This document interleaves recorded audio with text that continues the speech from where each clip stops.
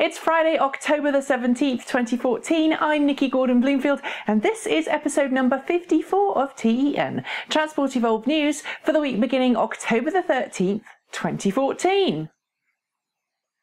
The 2015 BMW i3 electric car and its sibling, the BMW i3 Rex, a range-extended electric car, might be exceeding BMW's own expectations when it comes to sales figures, but the BMW i3 Rex is failing to impress Consumer Reports with its overtaking power when running in range-extended mode. Like UK newspaper The Telegraph noted last year, Consumer Reports was shocked to find out that its BMW i3 Rex was more than capable of any overtaking task when operating in electric mode, but struggled to generate enough power to safely overtake on challenging hilly passes if its battery pack had been completely depleted and it was running solely in range-extending mode. Luckily, this time, the reports of the BMW i3 Rex tiny 650cc engine running out of power on long hill passes hasn't gone unnoticed, and BMW says it's already working on a very smart fix to ensure that BMW i3 Rex owners aren't left with no oomph when they really need it, including a new operational mode which will automatically detect if the terrain is getting challenging and automatically add some extra charge to the battery pack in advance. It's probably Toyota's most hyped car ever. It's expected to cost somewhere around $70,000 when it goes on sale in the US next year, and will only be available to a very exclusive list of Californians who happen to live within the range of a hydrogen filling station.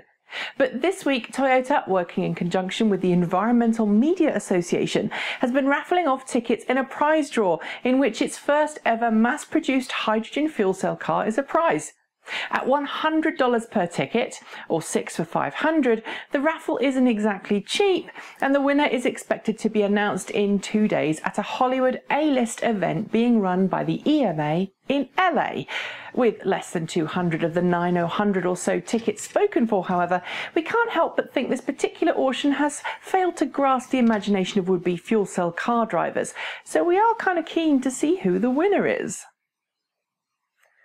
If entering what is essentially a sweepstake to get the chance to call a Toyota fuel cell car your daily driver isn't your cup of tea, however, a concurrent online auction being held by Volkswagen and Global Green USA might be. Announced earlier this week, Volkswagen North America has decided to auction off the very first US market 2015 Volkswagen e-Golf for charity. Worth a shade under $35,500, the Volkswagen e-Golf comes in Volkswagen's special e-Golf paint, is finished to SEL trim specifications, and comes complete with LED headlights, onboard 7.2 kilowatt onboard charger, and DC CCS quick charge capability. With a few weeks left to run, the auction is already just below the price for the e-Golf, so we're keen to see just how high it gets. When it comes to combining the open road with the basic luxuries of home, Americans have their RV, while Europeans have the camper van. And unlike RVs, which are often built on larger vehicle bases, European camper vans can be built on some pretty small vehicle bases, making them ideal for small mountain passes, compact travelling, and easy drivability. Now, a UK camper van conversion company, essentially a firm which takes regular commercial vans and turns them into family-friendly holiday vehicles of fun, has taken Nissan's all-electric T.E.N V200 electric van and made it into a camper van. Called the DalburyE, the all-electric camper van comes with the latest in camper van technology, including a twin-hob stove, refrigerator, and comfy seating for 4. What's more, thanks to a pop-up roof, it can sleep up to 4. Like the T.E.N V200 it's based on, the DalburyE can be charged from any public Type 2 charging station, or can be charged using the optional CHAdeMO DC quick charge inlet from empty to 80% full in just 30 minutes. Anyone fancy going for a little weekend break? When the Chevrolet Volt launched back in 2010, one of the ad campaigns used to emphasise the claim that it was more car than electric. But now it turns out that the Tesla Model S, Tesla's flagship luxury electric sedan, is more iPad than car. At least that's the verdict of industry analyst IHS Automotive, which has been disassembling the top-spec Tesla Model S in order to find out what makes the luxury car tick, and how much the parts which are used to make the car are really worth. During its dissection, which is still taking place, IHS Automotive has discovered two very important things which mark the Model S apart from other cars. Firstly, the Model S has been built up from the ground as a technology-focused design ethos that leverages the latest in computer hardware and software. And secondly, Tesla prefers to design its own circuits and components rather than buying off-the-shelf parts from a Tier 1 automotive supplier as the rest of the industry does. The result? A car which has more in common with an iPad than many of its rivals. At a list price of nearly £100,000 sterling, BMW's second mass-produced plug-in car, the 2014 BMW i8 plug-in hybrid sports coupe, costs more than a fully loaded Tesla Model S luxury sedan. But while the BMW i8 luxury plug-in sports car has an all-electric range of just 23 miles per charge on the overly optimistic NEDC test cycle, anyone wanting to buy one in the UK will find themselves waiting for more than a year to get one. That's because BMW has already sold out of its first-year allocation. That's according to Auto Express this week, who said that those who order today will be faced with a year-long wait to get their luxury plug-in car.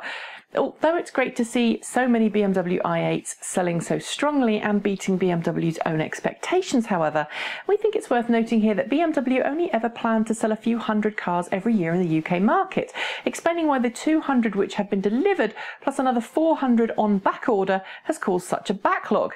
Our suggestion to BMW? Make more. 2 years ago, Renault's all-electric Zoe 5-door hatchback hit the market in Europe. Smaller than the Nissan Leaf, the Zoe features a 65 kilowatt electric motor, seating for 5, and can be charged from empty to full in around 30 minutes using its unique Chameleon onboard charger and a compatible 3-phase AC rapid charging station. But while the Renault Zoe seems good on paper, its mandatory battery leasing program, where customers buy the car and lease the battery pack rather than buy it, has put many would-be Zoe buyers off buying one. This week, however, we learned that Renault is considering allowing customers the option to buy their car's battery packs outright, a dramatic turnaround from the previous insistence that it would only ever lease battery packs to customers. While Renault hasn't confirmed this rumour, we have been told by insiders at Renault that the battery purchase option is one which is being seriously considered at the moment, so watch this space for further news.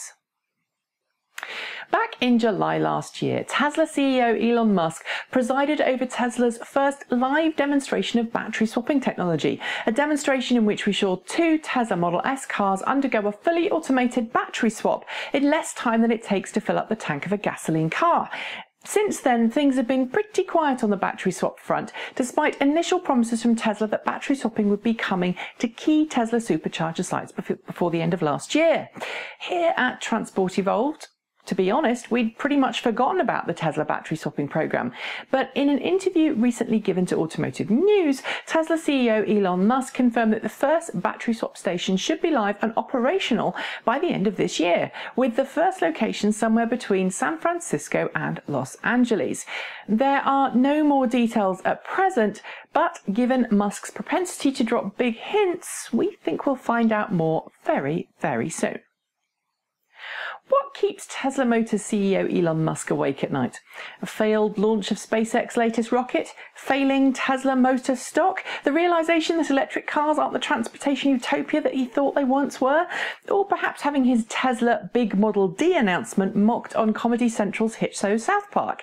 We're pretty sure none of the above apply, but we can tell you that Elon Musk, or rather a satirical spoof of him, appeared on this week's South Park along with his infamous D.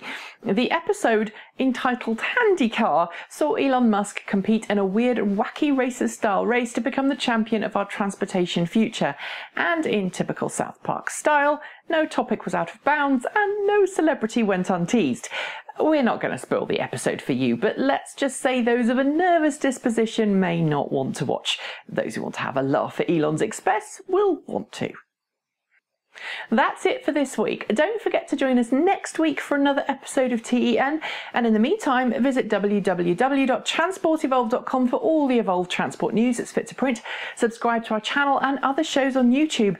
And don't forget to join us live in the new Sunday slot at 6 p.m. British Summer Time for the relaunched Transport Evolved panel talk show, where we'll be discussing these stories and more.